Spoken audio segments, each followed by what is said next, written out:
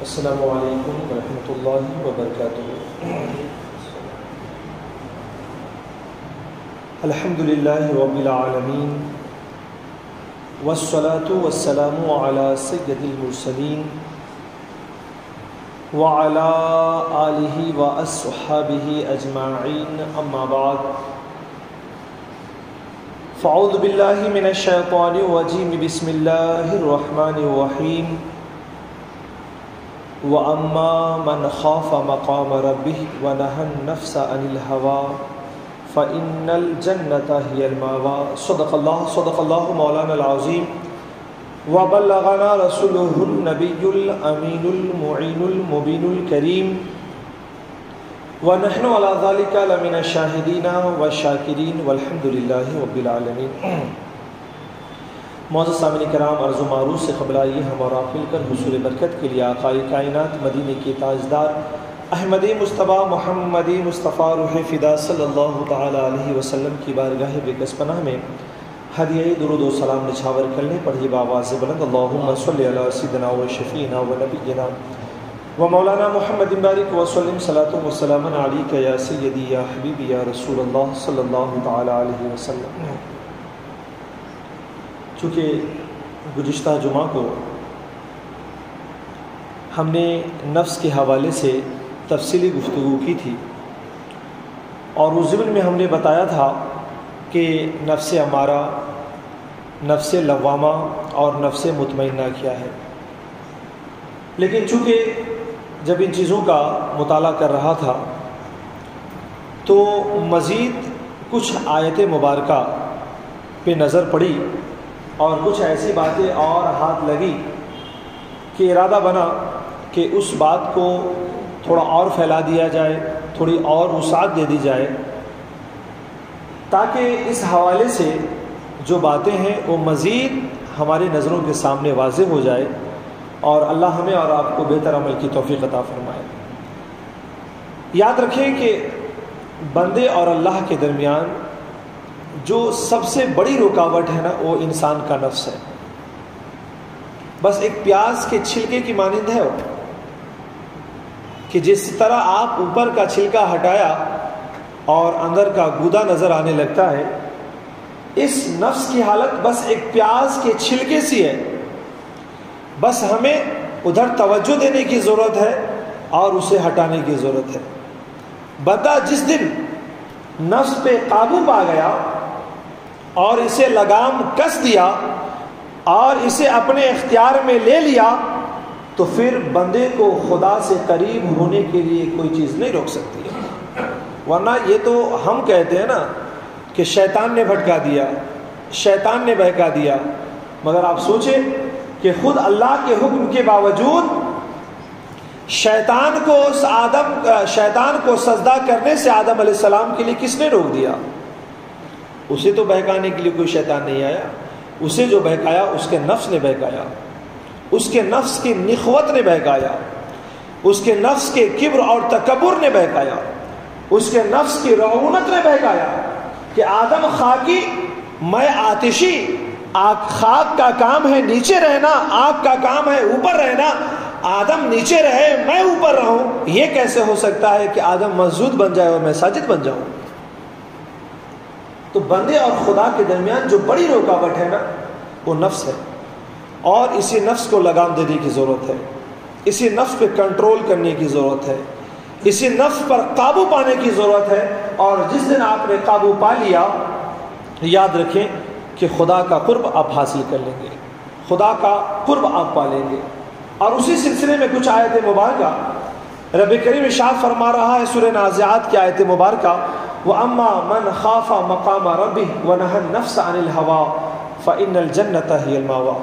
وَأَمَّا مَنْ خَافَ مَقَامَ رَبِّهِ، اور جو اپنے رب کے حضور کھڑے ہونے سے ڈر گیا، وَنَهَى النَّفْسَ عَنِ الْهَوَىٰ، اور جس نے اپنے نفس کو خواہشات سے روک لیا، فَإِنَّ الْجَنَّةَ هِيَ الْمَأْوَىٰ، ہم اس کا ٹھکانہ جنت بنا دیں گے، اس کا ٹھکانہ جنت ہے۔ جنت کو ٹھکانہ بنانے کے لیے یہاں پر دو چیزیں بیان کی گئی۔ پہلی چیز وَأَمَّا مَنْ خَافَ مَقَامَ رَبِّهِ، جو اپنے رب کے حضور کھڑے ہونے سے ڈر گیا، وَنَهَى النَّفْسَ عَنِ الْهَوَىٰ، اور دوسری چیز یہ کہ اس نے اپنے نفس کو خواہشات سے روک لیا۔ رب کے حضور کھڑے ہونے سے ڈرنا کیا ہے؟ علماء نے ایک معنی تو یہ بیان کیا کہ جب وہ عبادت کے لیے کھڑا ہو تو اللہ کے حضور کھڑا ہو رہا ہے، اسے اللہ سے خائف ہو جانا چاہیے، اللہ سے ڈر جانا چاہیے، اللہ سے ترسا ہو جانا چاہیے، اور دنیا اور معافیہ ہر چیز سے بے نیاز ہو کر رب کی بارگاہ میں خشوع اور خضوع کے ساتھ کھڑا ہو جانا چاہیے۔ کیوں؟ کیونکہ عبادت اگرچہ ظاہری عمل کا نام ہے، مگر جس کی بارگاہ میں کھڑے ہوئے دلوں کی کیفیت کو بھی دیکھ رہا ہے۔ ایسا تو نہیں ہے کہ 2 رکعت ادا کرنے کے لیے آ گئے، 4 رکعت ادا کرنے کے لیے آ گئے، ادھر نیتیں باندھ لی، دل دھڑک رہا ہے بھاگنے کے لیے، ادھر نماز کے لیے کھڑے ہو گئے، ادھر دل کی کیفیت یہ ہے کہ کب مسجد سے نکلا جائے۔ آپ ظاہری ارکان کے اعتبار سے مسجد میں کھڑے ہیں، مگر سوچنا یہ ہے آپ کا دل کہاں لگا ہوا ہے، آپ کا دل کدھر کی سیر کر رہا ہے، آپ کا دل مسجدوں میں لگا ہے یا مسجد سے نکلنے پہ لگا ہوا ہے۔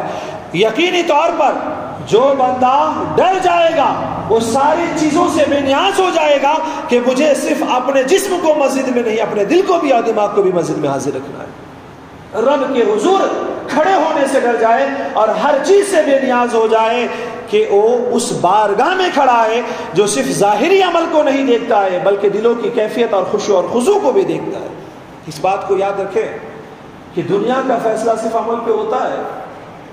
کس نے کس کو گالی دیا، کس نے کس کو مارا، کس نے کس کا حق چھین لیا، عدالتیں فیصلہ کریں گی ظاہری عمل کی بنیاد پر، علماء اور مفتیان کرام فیصلہ کریں گے ظاہری عمل کی بنیاد پر، مگر رب کی بارگاہ میں تو نیتوں کی بنیاد پہ فیصلہ ہونے والا ہے۔ اس لحاظ سے ظاہری عمل کے ساتھ ساتھ ہمیں اللہ کی بارگاہ میں جانا ہے، ہمیں اپنی نیتوں کو بھی درست رکھنا چاہیے، اپنے دل و دماغ کی کیفیتوں کو بھی درست رکھنا چاہیے۔ ایسا تو نہیں ہے کہ زبان سے باتیں میٹھی میٹھی نکل رہی ہے اور دل و دماغ زہر سے بھرا ہوا ہے۔ ایسا تو نہیں ہے کہ بظاہر ہمارے اخلاق لوگوں کے لیے اچھے ہیں مگر پیٹھ پیچھے ہم غیبت و چغل خوریوں میں لگے ہوئے ہیں۔ یاد رکھیں کہ ظاہری عمل کے ساتھ ہمیں اپنے باطل کی اصلاح کی سخت ضرورت ہے، اس لیے کہ اس رب کی بارگاہ میں کھڑا ہونا ہے جہاں پر فیصلہ عمل کی بنیاد پر کم، نیتوں کی بنیاد پر زیادہ ہوگا۔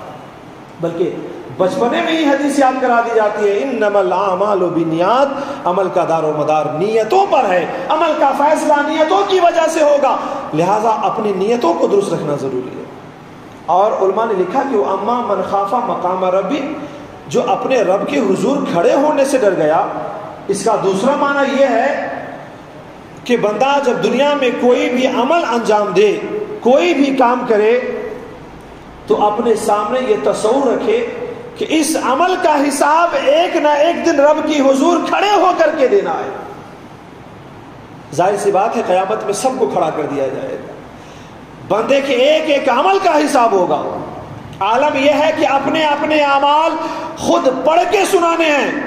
بندہ زبان سے اگر جھوٹ بولنے کی کوشش کرے گا تو زبان کی طاقتیں چھین لی جائے گی، اس کے بدن کے اعضاء اور جس زمین پہ ٹھہر کے گناہ کیا ہے وہ زمین گواہی دے گی کہ بندے نے مجھ سے گناہ کروایا اور میری زمین پہ ٹھہر کے گناہ کیا۔ اس لحاظ سے علماء فرماتے وَأَمَّا مَنْ خَافَ مَقَامَ رَبِّ، اور جو اپنے رب کے حضور کھڑے ہونے سے ڈر گیا، مطلب یہ ہے کہ بندہ جب دنیا میں کوئی عمل کرے تو اس بات کا اپنے اندر محاسبہ کرے کہ اس عمل کا حساب مجھے اپنے رب کے حضور کھڑے ہو کر کے دینا ہے، اس کا جواب مجھے دینا ہے۔ ظاہر سی بات ہے جس بندے کے دل میں اتنا خوف آ جائے کہ مجھے اپنے رب کے حضور کھڑے ہو کر کے جواب دینا ہے، تو دنیا میں وہی عمل کرے گا جس سے اس کا رب راضی ہو جائے، اور ہر اس عمل سے بچے گا کہ جس سے اس کا رب ناراض ہو جائے۔ ہمیں اپنے دامن میں جھانک کے دیکھنا ہے کہ ہم رب کی رضا کے کتنے کام کر رہے ہیں اور نفس کی رضا کے کتنے کام کر رہے ہیں۔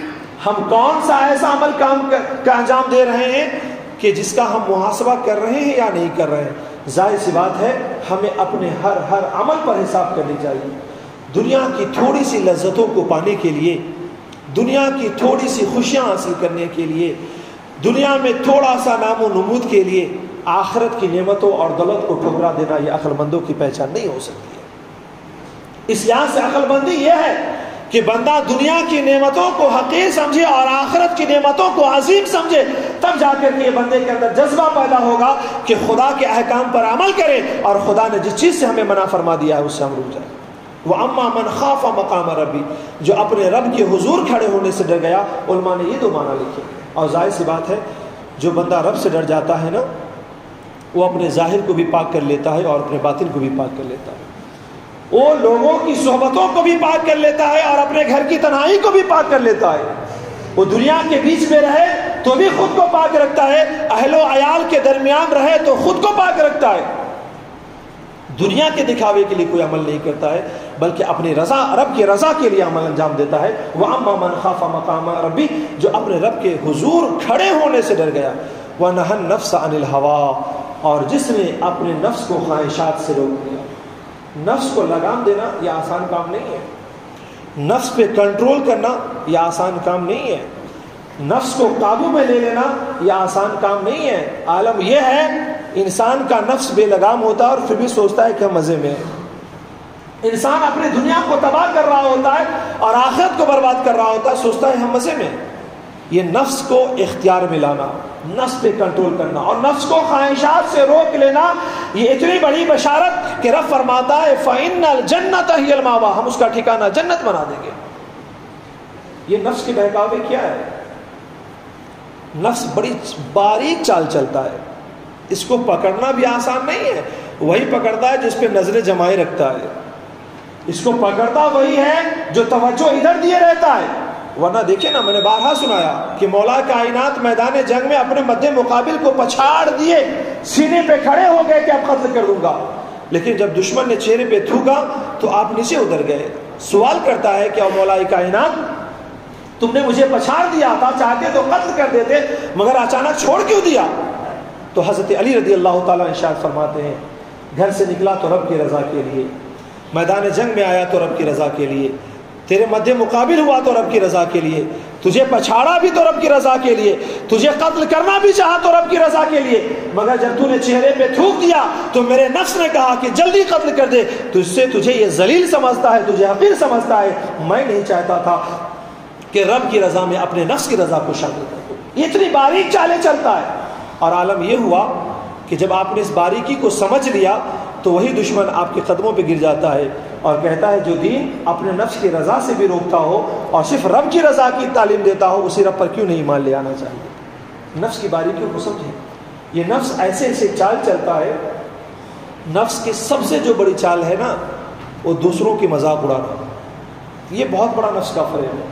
حق تو یہ ہے کہ لوگ گھروں میں رہ کے بیویوں کا مذاق اڑاتے ہیں، جب نفس غرور پہ آ جائے نا مذاق اڑانے پہ تو انسان اپنی اولادوں کے مذاق اڑا دیتا ہے، جب یہ نفس دوسروں کے مذاق اڑانے پر اتر جائے نا تو اپنے استاد اور پیروں کا مذاق اڑاتا ہے، حتیٰ کہ جب یہ نفس بے لگام ہوتا ہے نا تو انسان سے خدا کا مذاق اڑانے پر مجبور کر دیتا ہے۔ نفس کا سب سے بڑا کمال یہی ہے نا، یہ سب سے بڑی جو انسانوں سے دشمنی ہے وہ مذاق اڑانا۔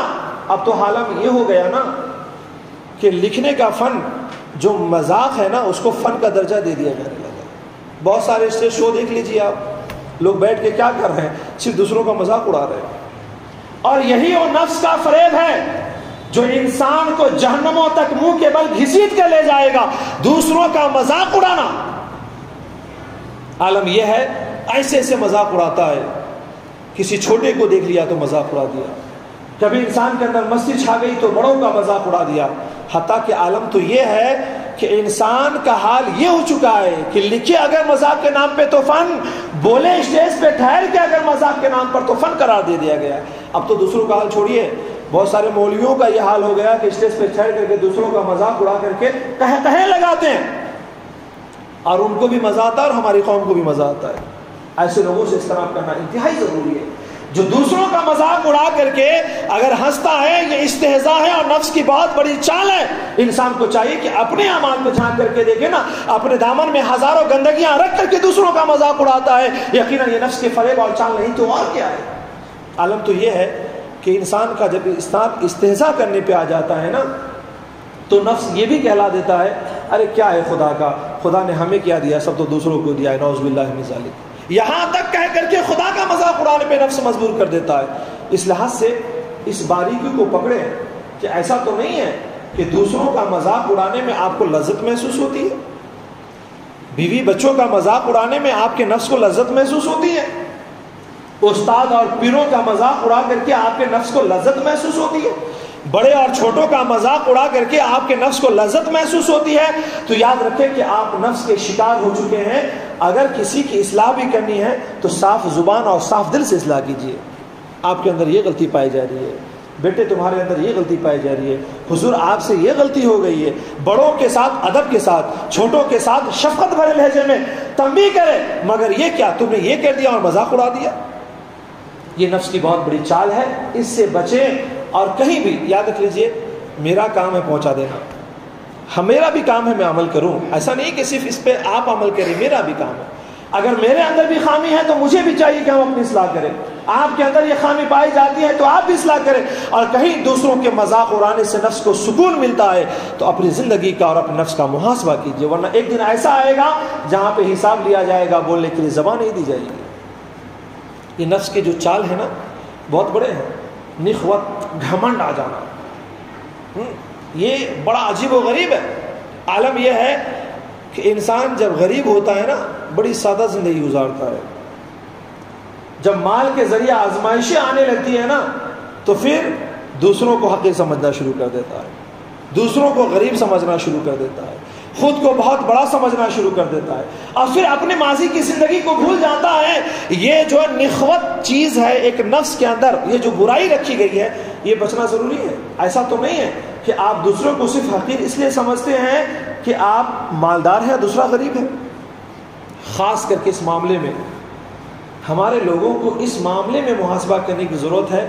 ایسا تو نہیں ہے کہ آپ کی دکان پہ جو بچہ کام کرتا ہے آپ اسے بہت ذلیل سمجھتے ہیں، آپ کے گھر میں جو خاتون کام کرنے آتی ہے آپ اسے ذلیل سمجھتے ہیں، صرف اس بنیاد پر کہ وہ کمزور ہیں اور آپ مالدار ہیں، وہ غریب ہیں اور آپ مالدار ہیں۔ تو اس کا محاسبہ کرنے کی سخت ضرورت ہے کہ ایسا تو نہیں کہ ہمارے نفس کے اندر نخوت آ گئی ہے۔ اس لحاظ سے یہ نخوت کہ صرف کسی خوبیوں کی بنیاد پر اپنے کو اچھا سمجھنا اور سامنے والے کے اندر وہ خوبی نہیں ہے تو اسے ذلیل اور رسوا سمجھنا، بہت ممکن ہے کہ آپ مال پا کر کے بھی اللہ کے نزدیک عزت والے نہ ہو، کوئی غریب اللہ کے نزدیک عزت والا بن جائے۔ اس لحاظ سے یہ کیفیت اگر پیدا ہو گئی ہے کہ اگر مال و دولت کی بنیاد پر، علم اور عمل کی بنیاد پر آپ کسی کو ذلیل اور حقیر سمجھتے ہیں تو اپنے نفس کا محاسبہ کیجئے کہ نفس نے آپ کو اپنا غلام بنا لیا ہے۔ اس نفس کی جو سازشیں ہیں نا اس میں سے ایک ہے کینہ، کبر۔ انسان کا حال یہ ہے کہ اپنے کمائی کو فقط حلال سمجھتا ہے اور ہر دوسرے کے مال کو حرام سمجھتا ہے۔ بڑی عجیب و غریب کیفیت ہے یہ جو ہمارے سماج میں ہے نا، اپنے مال کا حساب کوئی نہیں کرتا، دوسروں کے مال کا ہر کوئی حساب کرتا ہے۔ اپنی آمدنی کو کوئی نہیں دیکھنا چاہتا ہے، دوسروں کی آمدنی کا ہر کوئی نظر بنائے رکھتا ہے۔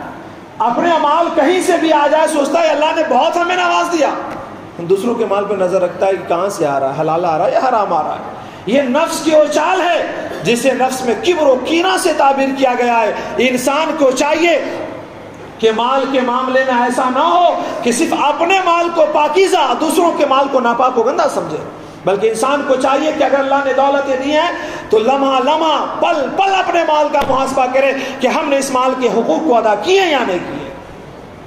یہ جو ہمارے نفس کا جو چال ہے نا، اس کی جو چال ہے یہ بہت خراب چال ہے کہ ہمیں اپنے آمدنی کے ہر طریقے اور ذرائع سے بے فکر کر دیتا ہے اور دوسروں پہ نظر جمائے رکھنے کے لیے کہتا ہے۔ یاد رکھیں یہی وہ چیز ہے کہ جس کو قرآن نے کہا وَنَهَى النَّفْسَ عَنِ الْهَوَىٰ، جس نے اپنے نفس کو ہوا سے بچا لیا، خواہشات سے بچا لیا۔ یہ بہت بڑی خواہش ہے نفس کی کہ ہم اپنے مال کو صرف اچھا سمجھے، دوسرے کے مال کو ناپاک اور گندہ سمجھے۔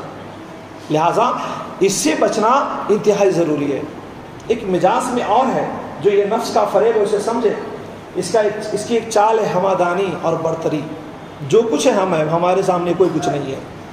یہ جو چال ہے نا یہ بہت خراب چال ہے یہ، اور انسان کو اتنا ذلیل کرتا ہے ایک دن کہ انسان اگر اس کے چال کو سمجھ گیا نا تو بہتر ہے، اور اگر دل و دماغ سے یہ چال اگر نہ نکال سکا تو پھر یہی نفس سب کچھ بنا کر کے ذلت و رسوائی کی گاڑ میں دھکیل دیتا ہے اور ایک مجاز بنا لیتا ہے۔ بلکہ میں بتاؤں، ایک بہت بڑے شخص سے میری اپنی ملاقات ہوئی. وہ بہت دور دراز سے سفر کر کے آئے تھے بارگاہ بندہ نواز میں سیمینار کے موقع سے. اور اس وقت جب میں ایفل کا کام کر رہا تھا تو اس وقت میں بہت بڑی شخصیت پہ کام کر رہا تھا، علامہ اختر رضا خان اظہری پر، جو پوری دنیا میں معروف شخصیت ہے. اردو زبان ہو، عربی زبان ہو، انگریزی زبان ہو، ہر زبان میں ان کا کام ہے. جن سے میں ملنے گیا تھا ان کے آباء و اجداد ان کے خانوادے سے مرید ہے. مجھ سے انہوں نے پوچھا بیٹا کیا کرتے ہو؟ میں نے کہا یہ کام کر رہا ہوں. کس پہ کر رہا ہوں؟ میں نے کہا فلاں پہ کر رہا ہوں. کون ہے کہ میں نہیں پہچانتا ان کو. میں نے کہا ان کا نعت کا مجموعہ بھی ہے. ہاں دیکھا نہیں میں نے. یہ کیا تھا معلوم ہے؟ یہی وہ ہمادانی تھی کہ صرف مجھے پہچانو، میں کسی کو نہیں پہچانتا. یہ برتری تھی کہ میں ہوں، میرے سامنے کسی کی کوئی حیثیت نہیں ہے. یہ انسان کے مزاج میں نفس پیدا کرتا ہے کہ اپنے اندر برتری اور ہمادانی پیدا کرو کہ سب کچھ تم ہی ہو، تمہارے سامنے کوئی کچھ نہیں ہے، نہ علم میں ہے، نہ عمل میں ہے، نہ تقویٰ میں، نہ زہد میں، نہ دولت میں. یہ نفس کا وہ فریب ہے جو انسان کو جہنم کی غار تک دھکیل کر کے لے جائے گا. اگر جنت تک جانا ہے تو قرآن نے بیان کیا وَنَهَا النَّفْسَ عَنِ الْهَوَىٰ فَإِنَّ الْجَنَّةَ هِيَ الْمَأْوَىٰ. جو اپنے آپ کو خواہشات نفس سے روکے گا ہم اس کا ٹھکانہ جنت بنائیں گے. اس سے اپنے آپ کو بچانا ضروری ہے.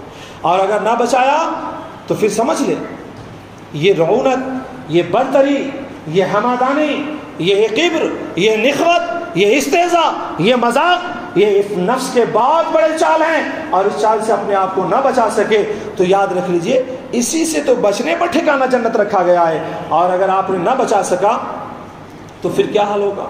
اس نفس کو جو لگام دے دیتا ہے نا، اس نفس کو جو کنٹرول کر لیتا ہے نا، رب کریم فرماتا ہے وَنَفْسٍ وَمَا سَوَّاهَا، اور مجھے قسم ہے نفس کی اور اس انسان کی جس نے اپنے نفس کو درست کر لیا. آپ اندازہ لگائیں کہ نفس کے اتنے فریب ہونے کے باوجود جو بندہ نفس پہ قابو پا لیتا ہے اور درست کر لیتا ہے تو پھر یہ نفس اتنا پاکیزہ ہو جاتا ہے، اس مقام میں پہنچ جاتا ہے.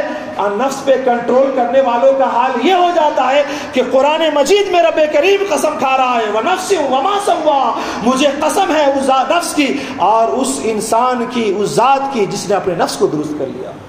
آپ اندازہ لگائے، دیکھیے قسم کوئی بھی بیکار چیزوں کی نہیں کھاتا ہے. قسم اس چیز کی کھاتا ہے جو اس کے نزدیک قابل احترام ہو. اللہ کی قسم کھاتا ہے، قرآن کی قسم کھاتا ہے، ماں باپ کی قسمیں کھاتا ہے، اولاد کی قسمیں کھاتا ہے، کیونکہ یہ چیزیں اس کے نزدیک عزت والی ہیں اور احترام والی ہیں اور عزیز ہیں. جب نفس پہ انسان قابو پا لیتا ہے تو یہ نفس اور نفس سے کنٹرول کرنے والا اللہ کے نزدیک اتنا قابل احترام ہو جاتا ہے کہ رب کریم فرما رہا ہے وَنَفْسٍ وَمَا سَوَّاهَا، مجھے قسم ہے نفس کی اور اس کو درست کرنے والے کی. اور یہ درست کیسے ہوگا؟ رب کریم فرماتا ہے کہ سنو اس نفس کے اندر ہم نے کیا رکھا ہے، کا فَأَلْهَمَهَا فُجُورَهَا وَتَقْوَاهَا، کہ اس نفس کے اندر ہم نے فسق و فجور بھی ڈال دیا ہے، وَتَقْوَاهَا، اور کمال کی پارسائی بھی رکھ دی ہے. اس نفس کو ہم نے دونوں خوبی دے دی ہے. اس کے اندر ہم نے برائی بھی بھر دیا اور اچھائی بھی بھر دیا ہے. لیکن اگر تم یہ کرو کہ اگر نفس کو اچھائی میں بدل دو تو پھر میں کہتا ہوں وَنَفْسٍ وَمَا سَوَّاهَا، مجھے قسم ہے تمہارے اسی نفس کی اور جو اس کو پانسا بنا لے. پھر رب کریم ارشاد فرماتا ہے کہ کامیاب کون ہوگا؟ کا قد افلح من زکاها، اور تحقیق کہ وہ کامیاب ہو گیا جس نے اپنے نفس کو صاف اور ستھرا کر لیا. اسی نفس کی پارسائی سے صاف کر لانا ہے اس کے اندر. اس کی جو ہم نے خامیاں بتائی ہیں اسی سے اپنے آپ کو پاک کرنا ہے. تب قرآن فرماتا ہے قد افلح من زکاها، جس نے نفس کو پاکیزہ کر لیا، تحقیق کہ وہ کامیاب ہو گیا. اور جسے قرآن کامیاب کہہ دے اسے ناکام کوئی نہیں کر سکتا ہے. یہ رب کا فرمان ہے، ذرہ برابر نہیں ٹل سکتا ہے. بس نفس کو آپ قابو میں کر لیں، نفس کے مکر و فریب سے خود بچا لیں. قرآن آپ کے حق میں شہادت دے رہا ہے قد افلح من زکاها، تحقیق کہ وہ کامیاب و کامراب ہو گیا جس نے اپنے نفس کو پاک اور صاف و ستھرا کر لیا.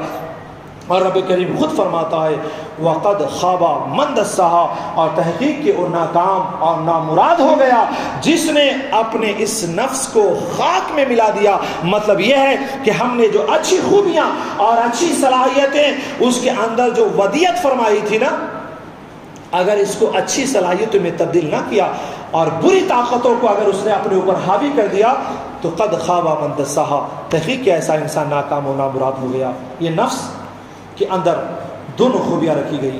آپ کو یہ صلاحیت دی گئی، آپ کو یہ ہنر دیا گیا کہ اس نفس کو چاہے تو اچھائی میں بدلے، چاہے تو آپ خرابیوں میں بدل دے، مگر کامیابی اگر چاہیے تو نفس کو خوبیوں میں بدلنا ہے اور خامیوں سے بچنا ہے۔ اور یاد رکھیں یہ کب ہوتا ہے؟ جب انسان پر اللہ رحم و کرم فرما دے، بغیر رب کے رحم کرم کے نہیں ہو سکتا ہے۔ اسی لیے فرمایا گیا وَمَا أُبَرِّئُ نَفْسِي إِنَّ النَّفْسَ لَأَمَّارَةٌ بِالسُّوءِ إِلَّا مَا رَحِمَ رَبِّي، نفس تو برائیوں کا حکم دیتا ہے، بچتا وہی ہے جس پر اس کا رب رحم فرما دے۔ رب کے رحم و کرم کا سوال کریں، جب بھی دعا اٹھائیں نا، صرف دنیا نہیں، مولا اس نفس کے فریب سے بچا لے، مولا نفس کے سرکشی سے بچا لے، نفس کی برائیوں سے بچا لے، نفس کی آلودگیوں سے بچا لے۔ اسی لیے حضرت زید بن ارقم رضی اللہ تعالیٰ روایت کرتے ہیں کہ اللہ کریم کہ رسول کریم صلی اللہ علیہ وسلم یہ دعا بڑی کثرت سے فرمایا کرتے تھے۔ وہ دعا سن لیں، ہو سکے تو یاد کر لیں اور کثرت سے پڑھیں۔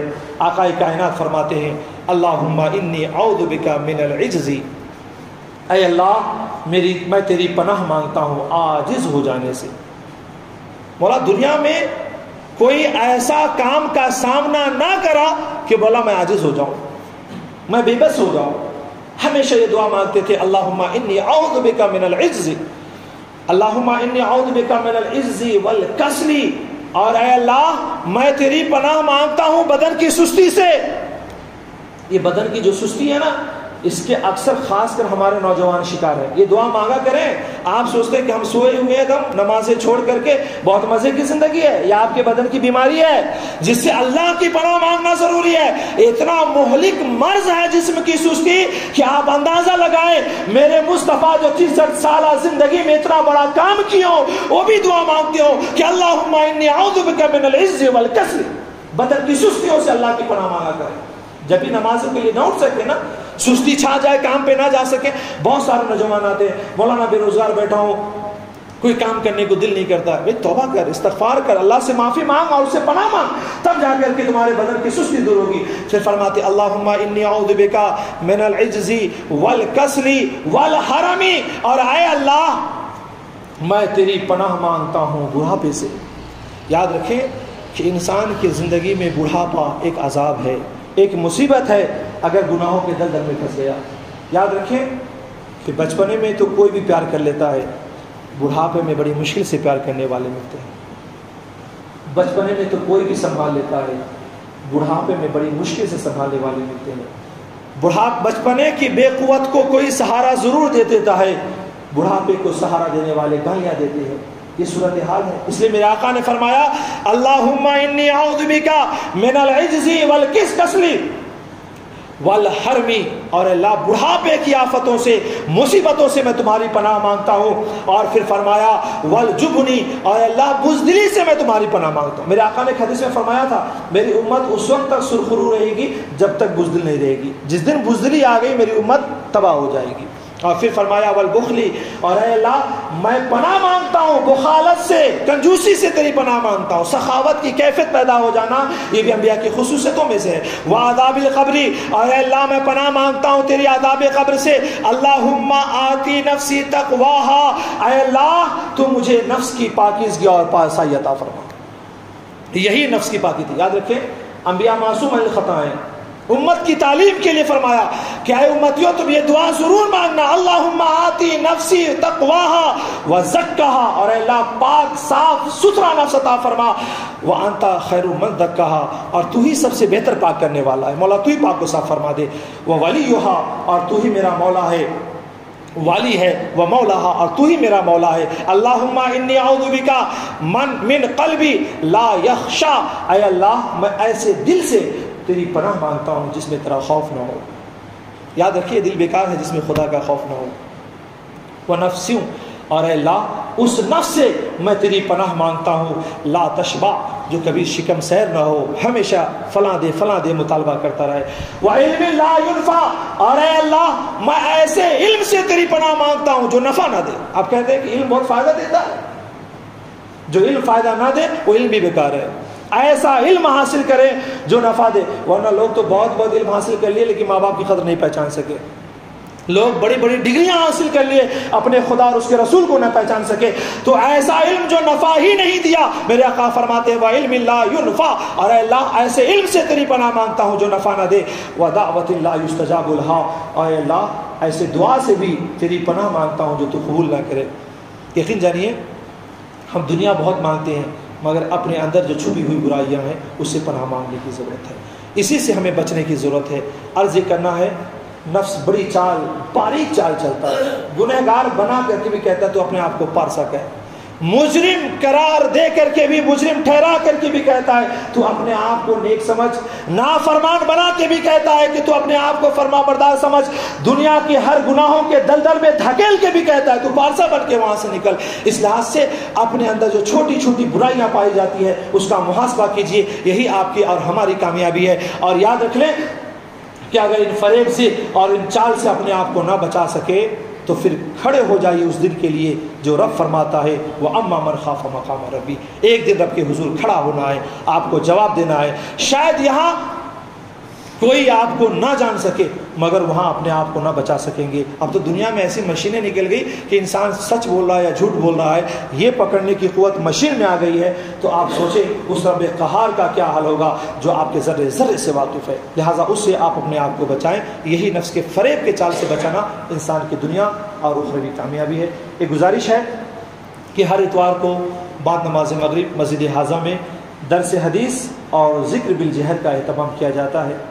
وقت ملے تو تشریف لائیے، محفل میں بیٹھیے، اپنے اندر خشوع اور خضوع کی کیفیتیں پیدا کیجیے اور ذکر کے برکات سے خود کو سرفراز کیجیے۔ اسی طور پر ہر بعد نماز مغرب بچوں کے لیے دینی تعلیم کا مسجد حاضہ میں اہتمام کیا گیا ہے۔ گزارش کروں گا کہ جو اطراف و اکناف میں ہیں ہو سکے تو ضرور اپنے بچوں کو بھیجیں، ورنہ ہمارا حال تو یہ ہو چکا ہے کہ بچہ اسکول کہیں بھی پڑھے گاڑی چھوڑنے کے لیے تیار ہے، کالج کہیں بھی کرے بچہ جانے کے لیے تیار ہے، ٹیوشن کہیں بھی پڑھنے جانا ہے چھوڑنے کے لیے تیار ہے، مگر عربی زبان پڑھانی ہے نا تو مولوی صاحب گھر پہ آگے پڑھائیں۔ اس کی کیا ضرورت ہے، آگے پڑھا دی تو ٹھیک ہے، نہیں پڑھائیں کوئی بات نہیں۔ یہ جو ہماری اندر جو سوچ پیدا ہو گئی نا، موقع ملے گا نا تو انشاءاللہ آنے والے جمعہ کو اسی صورتحال پہ گفتگو کرتا ہوں کہ دین کو ہم نے کہاں پہنچا دیا ہے اور کن لوگوں کو دین کے معاملے میں اور اولاد کو عالم و حافظ بنانے کے معاملے میں آگے بڑھنی چاہیے، کس کی ذمہ داری ہے، انشاءاللہ اس پہ گفتگو کریں گے۔ اللہ کریم کی بارگاہ میں دعا ہے کہ مولا کریم ہم تمام لوگوں کو اپنے فرمان اور پیارے حبیب کے فرمان پر عمل کرنے کی توفیق عطا فرمائے۔ رب کریم ہم تمام لوگوں کو گناہوں سے بچنے اور نیک عمل کرنے کی توفیق عطا فرمائے۔ مولا کریم ہم میں اگر کوئی پریشان حال ہے تو ان کی پریشانیوں کو دفع فرمائے۔ مولا ہمیں کوئی بیمار ہیں، کسی کے ماں باپ بھائی بہن خیش و اقارب اہل و عیال آل و اولاد بیمار ہیں تو مولا ہر ایک کو صحت کاملہ و عاجلہ عطا فرمائے۔ مولا کریم دنیا جہان کے مسلمان بالخصوص اہلیان محلہ، مصلیان مسجد اور حاضرین مسجد کے جان مال عزت و آبرو کی حفاظت فرمائے۔ مولا سبھی کو اپنی حفظ و امان میں جگہ نصیب فرمائے۔ مولا ہمیں باطنی پاکیزگی نصیب فرمائے، بالخصوص مولا ہمارے نوجوانوں کو صحیح شعور و سمجھ عطا فرمائے، انہیں اپنے وقت کا صحیح استعمال کرنے کی توفیق عطا فرمائے۔